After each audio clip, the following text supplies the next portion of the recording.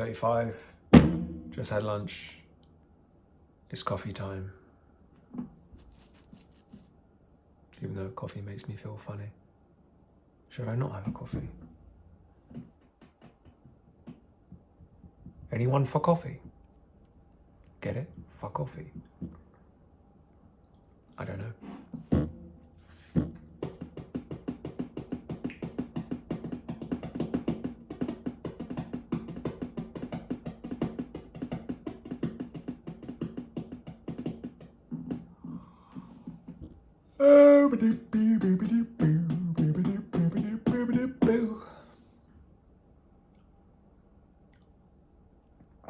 I may make a chicken jalfrezi later.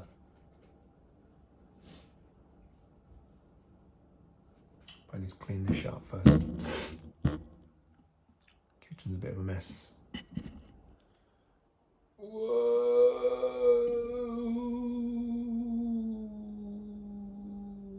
Dishes there. What are you gonna do about it? Sure, it's not too bad.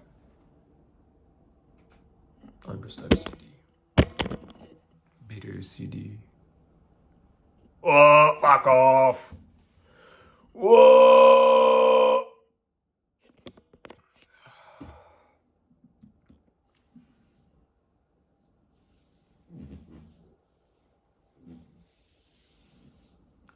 That was embarrassing.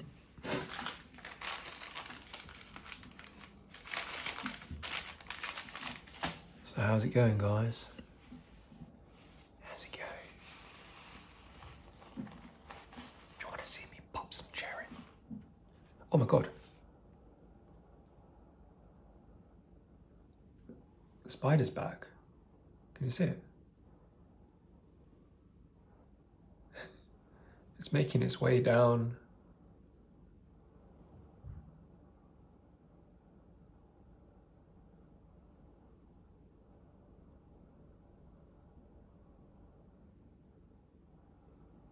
Look at that. Look how it's connected. Invisible strings. Oh, that's familiar, isn't it? It's like my mother and the spider's me. But no more. Get down, boy. Freedom. I'm gonna break the web now.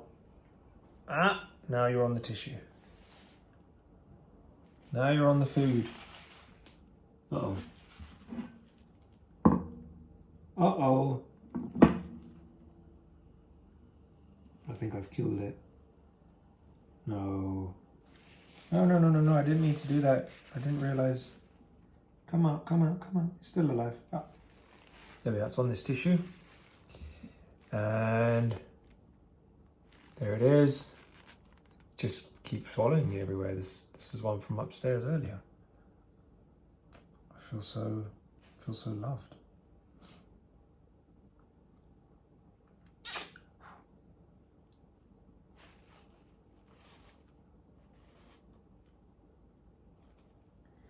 It looks like an ant.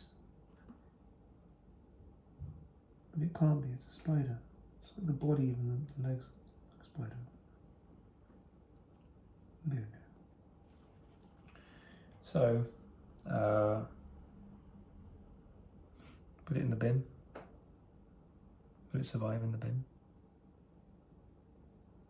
No, it's not fair, is it, to put it in the bin? It would be trapped in there, won't it? I'll just leave it on this tissue.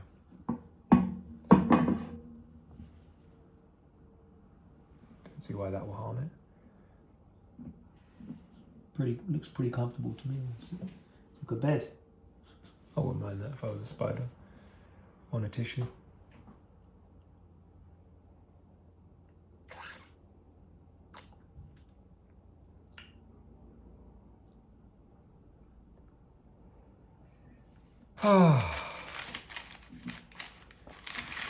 This is my problem.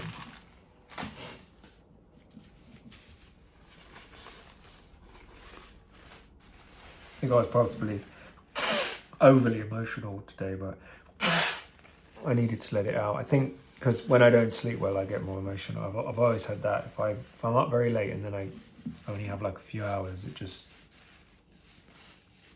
and I didn't even know that like until I had a friend called Yuval who told me that, who I may make a video on at some point. He actually said, I was at school once. I remember I was cracking up and he was like, Mark's having a midlife crisis. And I was like, I suddenly realized I'd messed around at school for so long. And then I realized, oh shit, GCSEs are here. And I just feel like mentally completely unprepared. And I just remember just crying that day. I can't go, like, it's finally here, I can't do it. And I was just remember just crying that day, like in a panic. Because I was telling myself in a way, like, I didn't care about my future, but I did. It just like I couldn't afford to care about it because trying to like caring about it on one hand, but then with no support on the other, being like so screwed up on the other hand, meant like I'm stuck. So it'll be better not to care. So I tried not to care about it because, you know, like caring about it would just like be painful to care. If there's no emotional investment, there's no way of getting hurt. So I tried to remove the emotional investment, but it's sort of fighting against nature because I think everyone has, I don't know, has an emotional investment in their future. I don't know whether that's a good thing or not, or a bad thing. Maybe we're all too invested. Maybe that's the problem. Maybe it's better just to let it unfold as it may. Let the chips fall as they may. To quote Tyler Durden.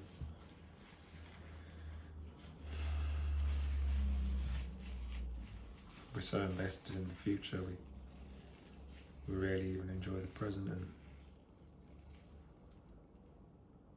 it's like in the attempt of making the world a better place, we're making it worse.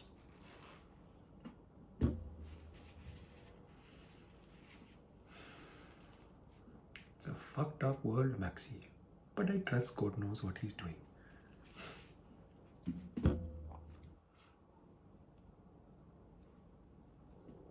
Pickle and Osna.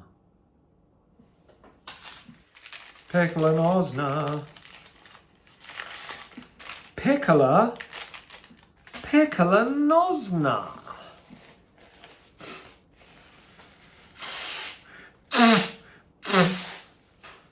You know what pisses me off?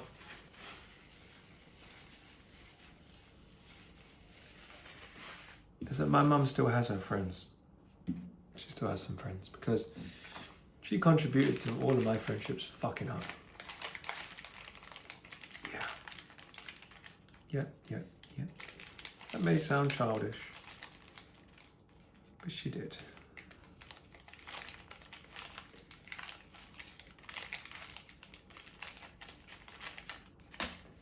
Do the same thing with my sister. I used to think, oh, let me justify it. It's that she doesn't like men. She doesn't like boys. Maybe that's true. Maybe she's also self-hating as well. So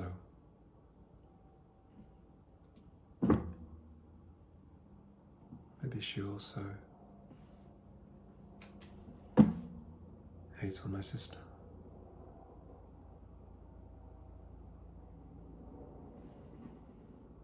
Because it's a clear offshoot. She's a clear offshoot. Well, we're all clear offshoots. Better to be clear than unclear, though. Oh, that sounds clever, doesn't it? Yeah. Well, it was meant to.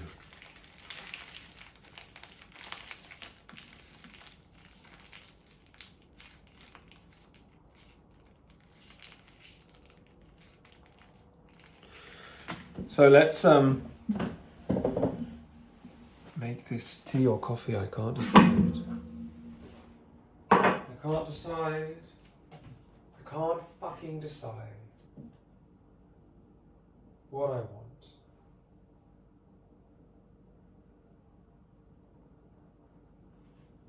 I think I'll have a coffee. And if I have a sleep afterwards, that's totally fine. This is my fucking house. And I can be as lazy as I fucking want to be. Yeah, ladies and gentlemen, he's been in bed all day. He's been in bed all day.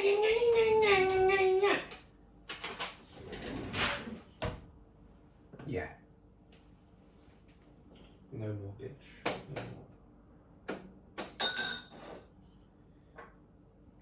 No more. No more.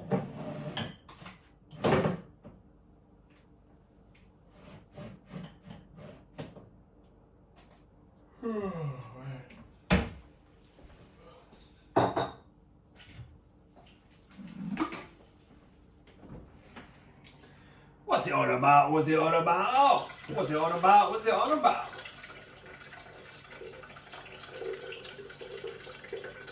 Got a handful of spoke on my left moccasin. Please clear it up. Oh shit. Got a handful of spoke on my left moccasin. That's Dickinson's any old shit. Dickinson's any old shit. That's coming from you. Coming from you, from Birken's Head. That sounds good.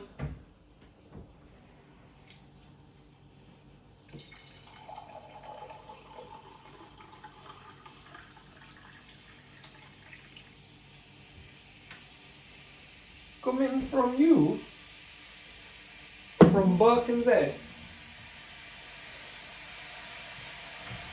That sounds good.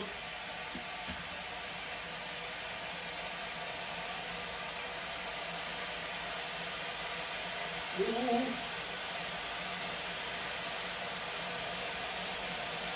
Coming from you, from Birken's Head. That sounds good. That sounds good. Coming from you, from Birken's Head. That sounds good. That sounds good.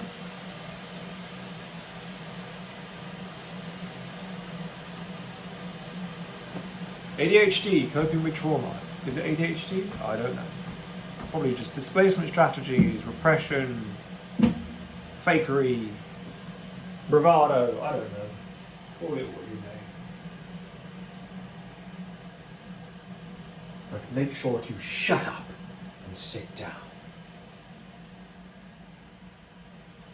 I sealed off that gate.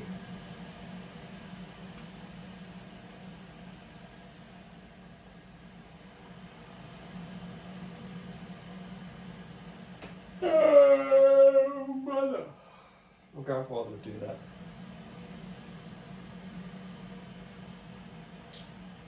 La la la la la la la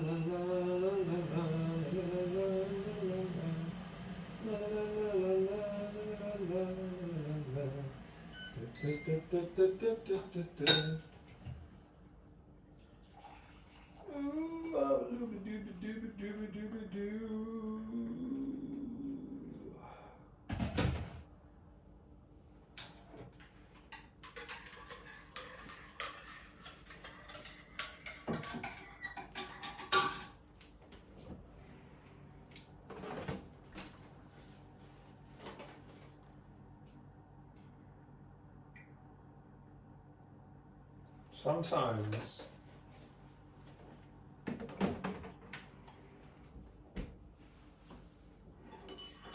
this may sound really weird.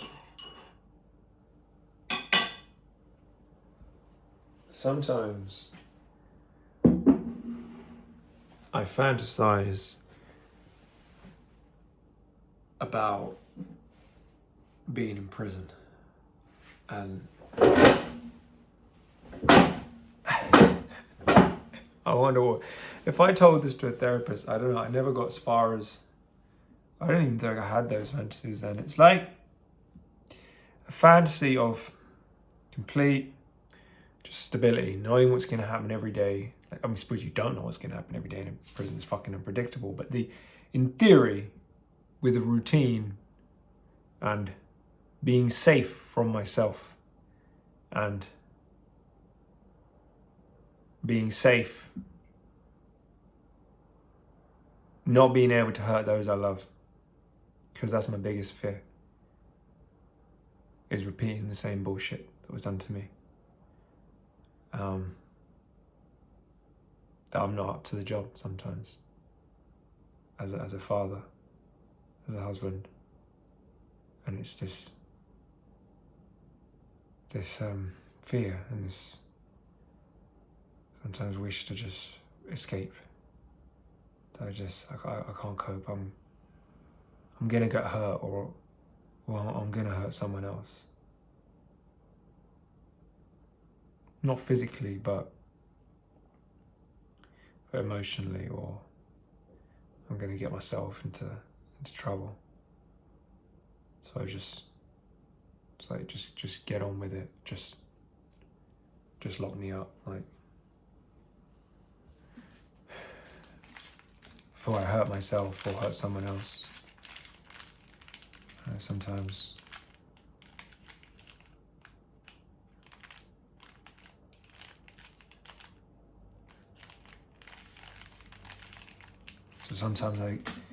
I'm worried about saying the things I'm saying on this channel. I think,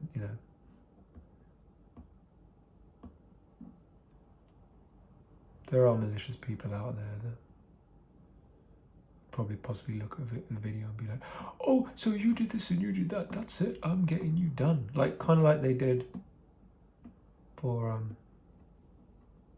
well, it's no smaller scale, but that guy, he'll soon lose his job, blah, blah, blah, blah. But really, someone like that shouldn't be employed with what he's saying. But you never know what someone has gone through there. Because I couldn't get that job that I wanted, and I was judged for it, for shit that happened with family, and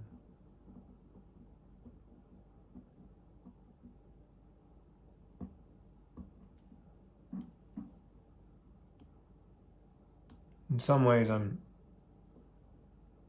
looking for ways to feel guilty. I'm looking for ways to hurt myself. I'm looking for ways to punish myself, because that's how it's always been.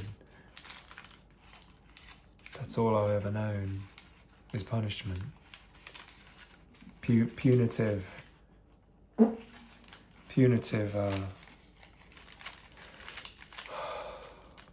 measures. It's always been punitive, which is why I've never felt comfortable around, for a long time now anyway, since all of the shit happened, like being comfortable around police, because it's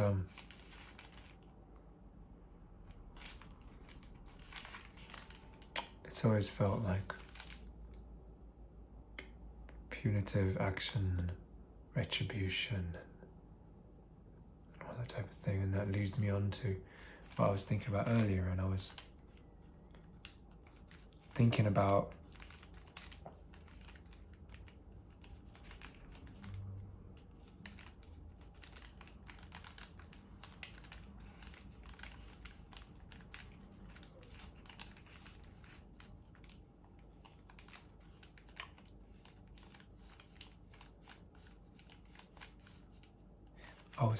political stuff a little bit. I was thinking about the patriarchy.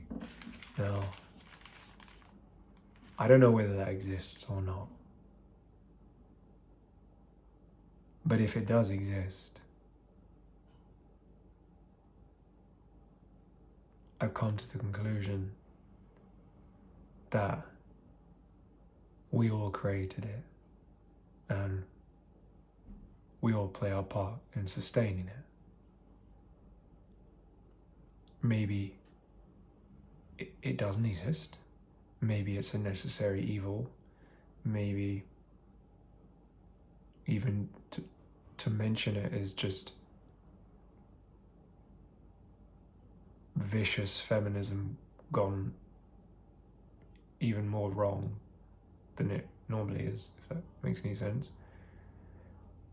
Probably could have worded that better, but whatever. Just maybe it's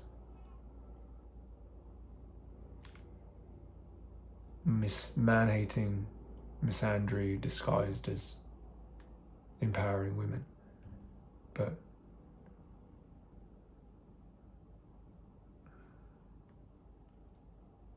feminism, I mean, but I don't know how I feel about this. But I know how I feel. I don't know what the truth is. I know I feel angry because I feel like I've been brought up in a very confusing environment.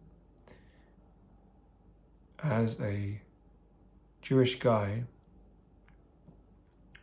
there were things I had no choice in. I had no choice in whether I would be circumcised or not. I was a baby. As it happens, I chose to have my twin boys circumcised. For better or for worse. It felt like the right thing. It still feels like the right thing. Maybe my own selfish reasons, I didn't feel comfortable seeing I just like when I saw it, the foreskin, and just and that's my own, I admit, that's my judgment, that's my own prejudice. It's just either way, when you've been used to seeing a foreskin all your life, when you've had one and you don't see one, you see one gone, you're like, where the fuck's the rest of it gone? It's like, what's going on? But then if you haven't had it your whole life and you look at it, you're like, what the fuck is that shit? So it, is two sides. I can admit my own prejudice, if you want to call it prejudice. Maybe it is. Maybe it is more hygienic, and maybe it's just, it's a shame that it's something that has to be done, I guess. It's the reason, I suppose, why it's specifically done at an age, I suppose, where the baby doesn't have a choice, because if they did have a choice, they'd probably choose not to do it. I couldn't imagine going for an operation like that now. Yeah, by the way, well, my father did and his father did it. Would you like to chop part of your dick off? Yeah! I don't know. Maybe people would, but I think much less. It's normally the only people that do that are people that are converting, and to convert to either, I suppose, two ones that come to mind, either Islam or Judaism, they need to get circumcised to fully convert, according to an orthodox ways of doing things. But it's, aside from that, I don't know how many more other, maybe there's other groups, other communities that would do that as well. But yeah, so growing up and having no choice in things, having no choice, wearing head covering, having no choice, no choice in having to say these morning prayers, that to me just felt like complete bullshit. All of this, it felt like a system, just an oppressive structure, just weighing down so heavy on me, from a boy, from particularly when I became a young teenager, particularly when I started to hit puberty and the hormones kicked in at 12, 13, it felt like, maybe a lot of people get that angst, but for me, looking back, I think it was more extreme than than most of the people in my school, and my reactions to it were more extreme.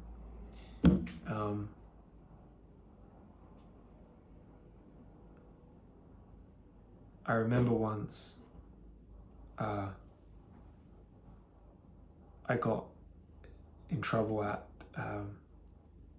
secondary school, JFS it's called, and there was a teacher there who went into this. I don't even know what the fuck. This is the irony is that whatever I did to get in trouble,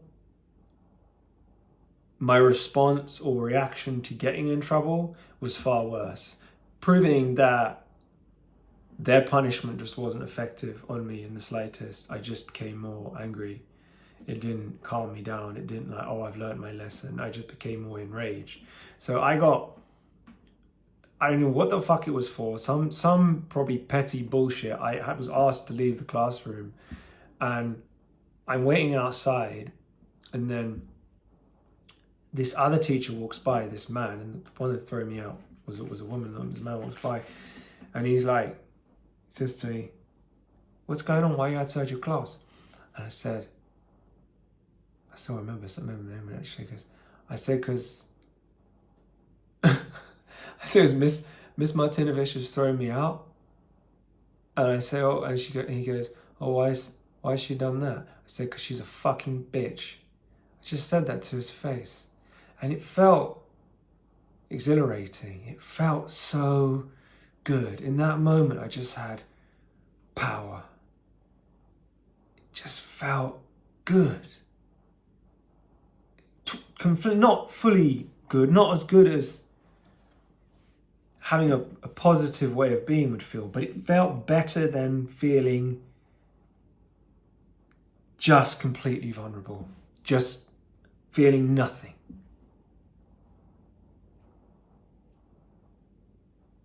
Why did she throw you out? She's a fucking bitch. And in that moment, that's how it felt. And it still feels like that. It still feels like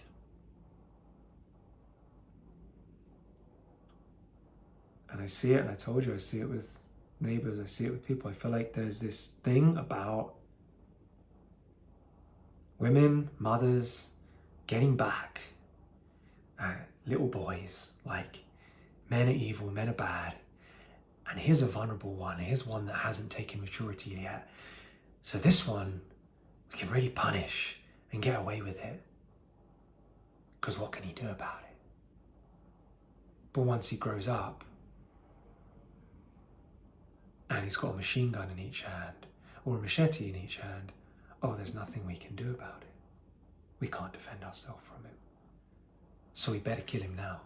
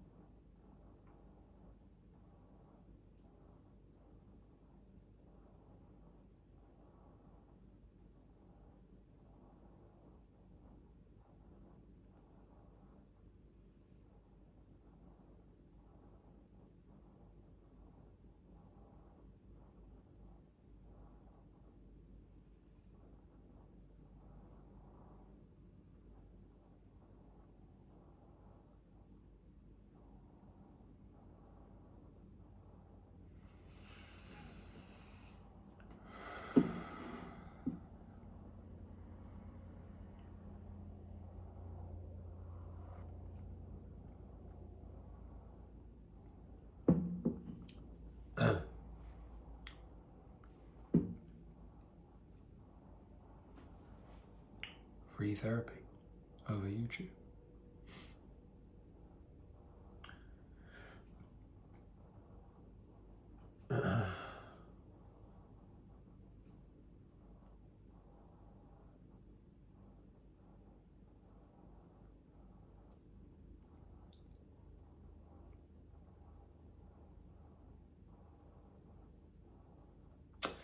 No amount of therapy, though, could take away my anger.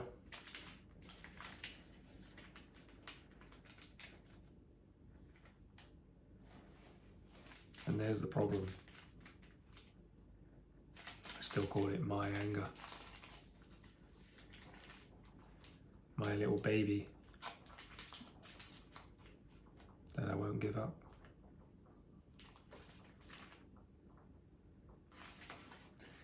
My little bundle of rage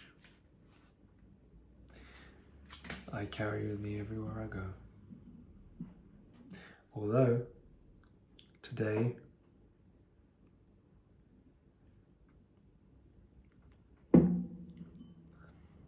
I saw a man painting the fence. And I remember what my dad would say about paint the fence, relax. Like, he used to talk about doing meditative things, like, but he didn't know he was talking about meditative things. He just, to him, they're just things he enjoys. But I suppose that is his little meditation. And I just saw this guy and I just looked over and I felt this warm energy radiate from me to him. And I think he sensed it, because as soon as I looked in his direction in a warm way,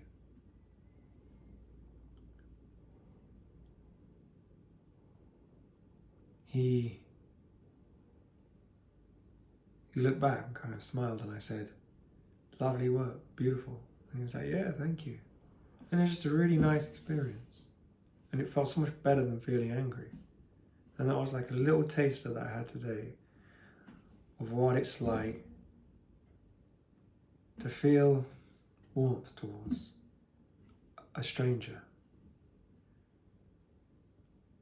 And contrast that to about 10 minutes earlier when I walked by the canal boat, and I just, as I looked by, I didn't go right up to the boat, but I looked from the path into the boat, and what I was thinking was, oh, that's just a lovely boat. I wonder what it would like to live on a canal. But my sister always wanted to live on a canal. But every time I see it and I look inside and I see the nice dishes laid out on the thing, the stovetop kettle, the couch, the schlamp, like all this nice, cozy furnishings in like cocooned in a boat. It seems so, something very idyllic about it. Maybe there was something very meditative about that type of life, getting back to that simplicity, simple pleasures, and just have a tea, have a sleep, read a book, play guitar, just back to that quiet celebration of life. And I just thought, that's just beautiful. And I felt jealous in a way, like I'd like to be on a boat now if I could, rather than in this house.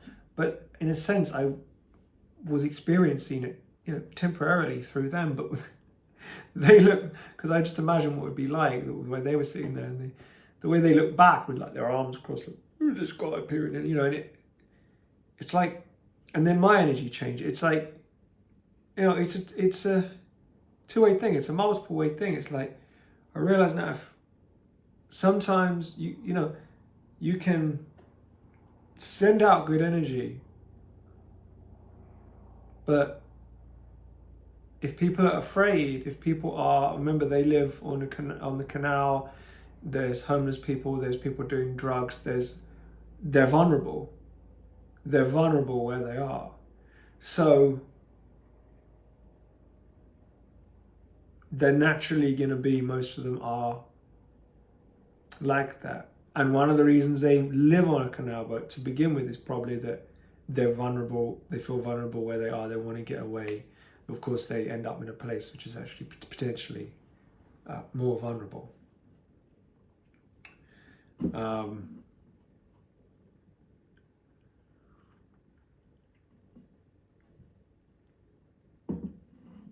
So yeah, so sometimes it doesn't come back. I look and I go this warmth, and it becomes like a defensiveness. But I've done that a million times. So I can relate to that defensiveness, and I've got far more defensive than they were on the boat. They just looked at me a bit funny, waving with their arm, like, who's this guy looking inside our boat? Who's this guy looking in our boat with the beard and everything? Maybe they think I'm a terrorist. Who knows? So yeah, but then reality shifted as I came back. I came back and walked back, and it wasn't even like, oh, I'm going to say something to this guy. I just slowed down. It happened completely naturally. Like I just slowed down. I felt myself slow down. No choice in it. It just happened as I saw this lovely fence being varnished. And my wife was just recently talking about she wants to varnish her fence in her garden, and I thought,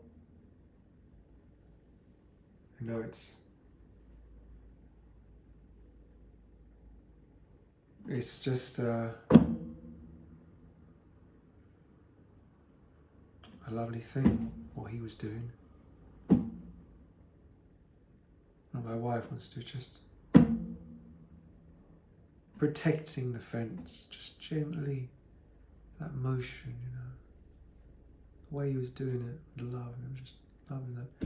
And I don't even know if the fence, I think it was just the communal path that he decided to varnish. I don't even know if it was exactly his thing, but whatever he was doing, it was great. He was doing it nicely. My dad always used to watch Bob Ross. I don't know if he still watches it. Yeah. And he watched it to relax. He found it calming. He found it meditative. In a way, he used to paint. He used to paint, and there were paintings in the house. I remember throwing them in anger once.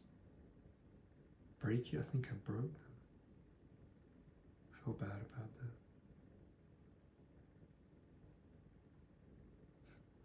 Always her though. Always her set one off against another. Always mum. Every time.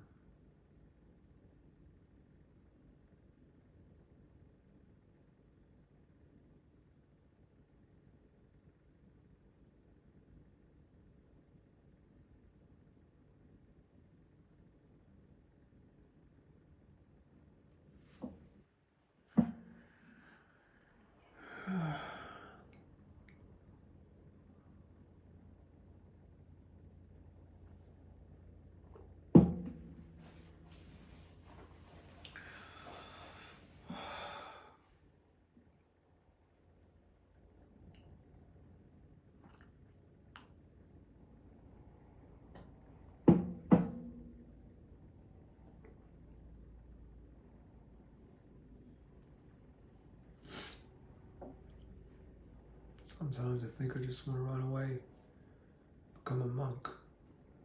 Therapist asked me once, why did you become a monk? Safe from women. Maybe that's the reason. Safe from women. Safe from sex. Can't be manipulated by women anymore. In control. In control of my sexual energy. Not being siphoned off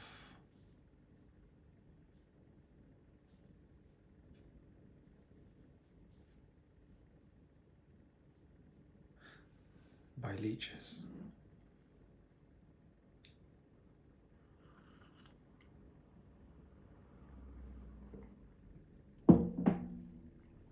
I was wondering, is it possible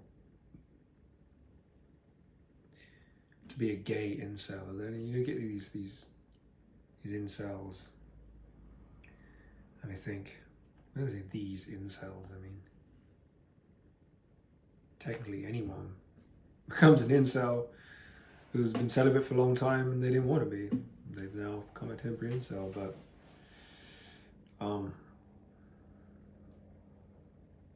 it's like, I don't think a gay incel exists, because that would be extremely rare for a gay man, like, not to have access to sex.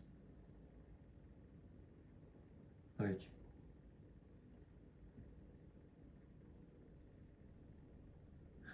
It's true. What Louis Perry said, Donald Trump says, the way gay men behave is the way straight men will behave without the restriction of women. If there wasn't a restriction of women, that's how straight men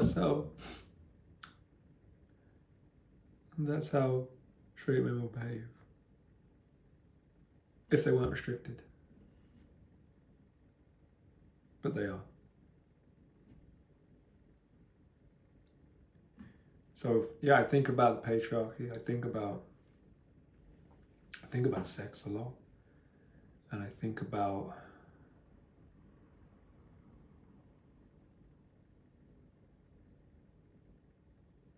sometimes, would it be easier to be gay?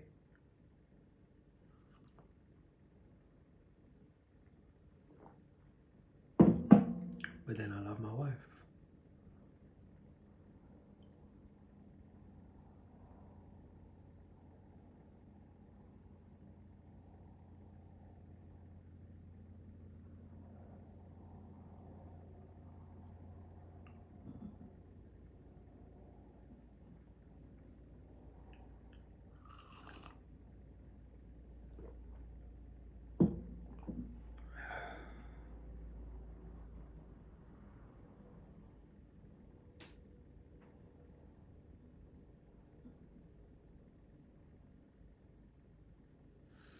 I don't get aroused over men. That's the thing.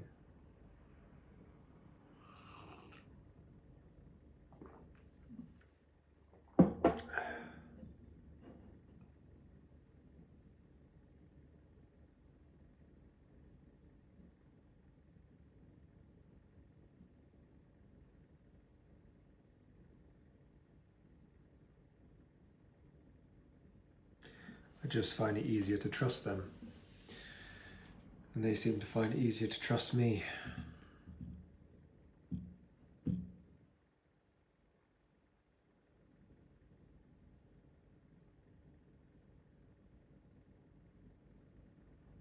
So I noticed when I was in a really difficult position, I had no phone,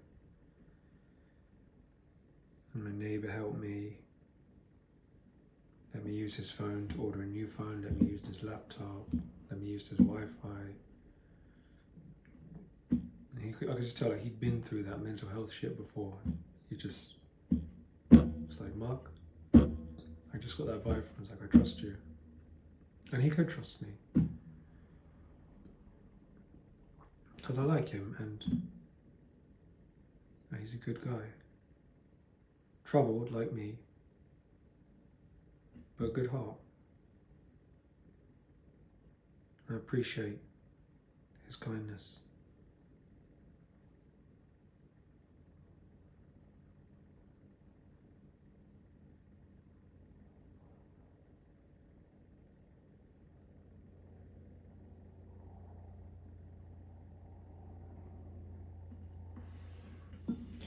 So it's not really homosexuality, it's more conflicted. Easy to trust men, easy to feel connection that feels safe.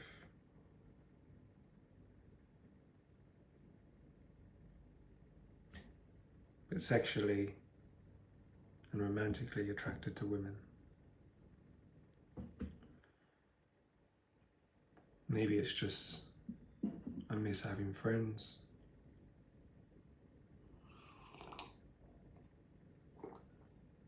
Male company.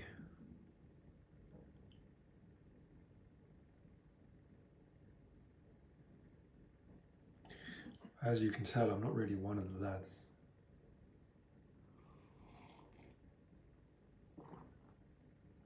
But I'm not one of the queens either. So I don't know what category you'd put me in. People used to say that to me, oh, I can't work you out. I can't work myself out. I guess I'm just a man doing the best I can in a very difficult situation, to quote Steve.